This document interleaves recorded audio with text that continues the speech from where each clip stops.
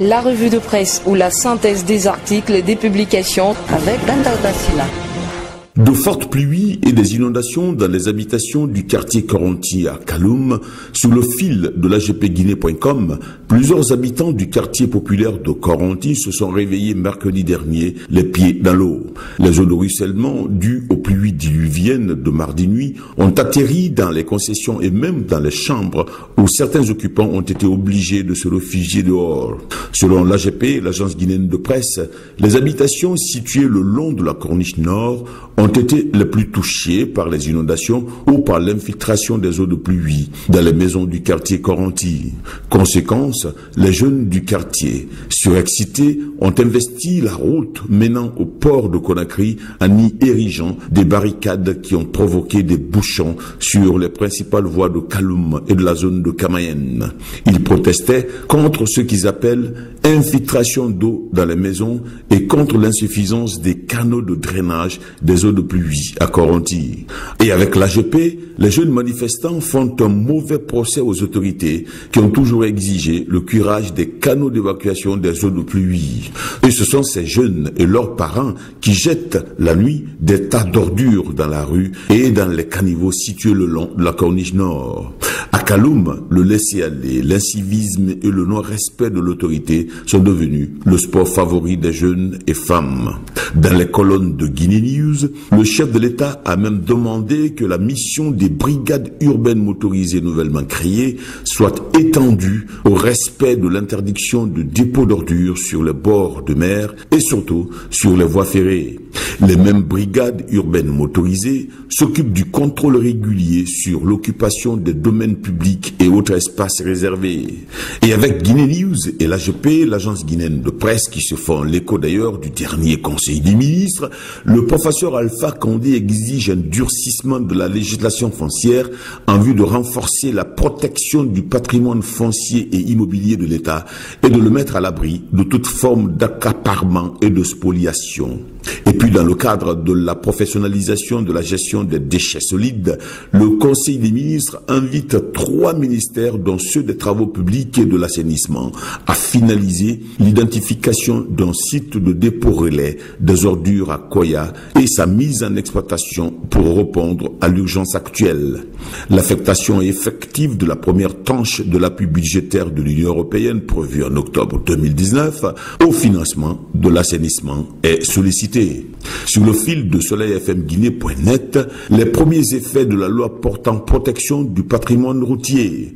Plus de 100 camions immobilisés pour excès de poids normal et libérés après paiement de 30 000 francs guinéens chacun à la gendarmerie mobile de Manéa.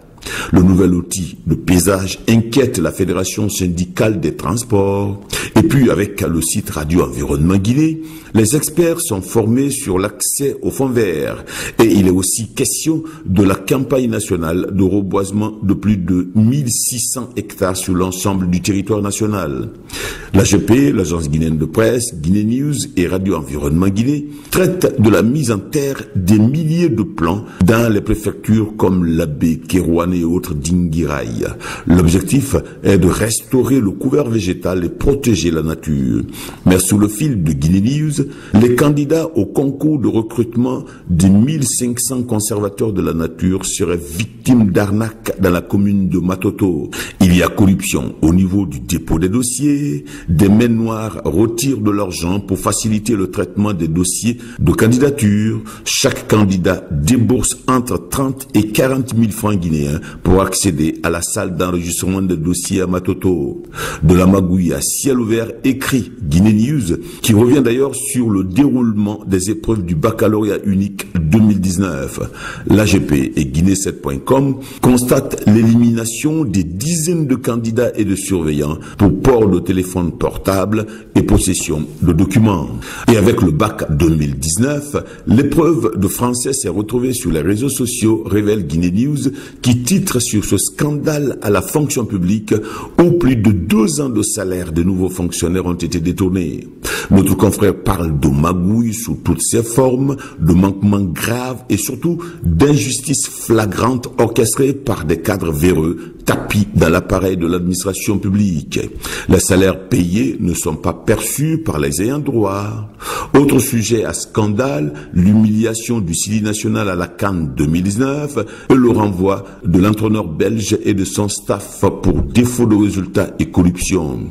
Et même si l'Algérie est sacrée championne d'Afrique 2019, 1-0 face au Sénégal, et le Nigeria 3e, le Siliget fait des émules à Conakry. Le Conseil des ministres de jeudi dernier en a débattu avec la nécessité d'un audit des fonds alloués à l'équipe nationale. L'AGP titre sur 70 à 80 milliards de francs déboursés pour rien. Et dans les colonnes de Guinée News, le délit de corruption est retenu contre le Belge Paul Put. Et une enquête est ouverte contre Amadou Diaby. Ce dernier, Amadou Diaby bien sûr, est soupçonné d'être ce membre de la Fédération guinéenne de football qui percevait sous forme de rétrocommission les 10% prélevés sur les primes des joueurs du Sili national. Enfin, au moment où tous les confrères traitent du décès du musicien Kerfala Kanté, l'oiseau du Sankara, l'AGP, l'agence guinéenne de presse, constate qu'il y a 5000 tonnes de poissons disponibles à ce nid de pêche pour la période de repos biologique. Outre les vertus de la menthe dans les relations conjugales, l'agence guinéenne de presse relève que l'infertilité est un mal commun des couples en Guinée. C'était la revue des publications aux presses hebdo avec Bendal Silla.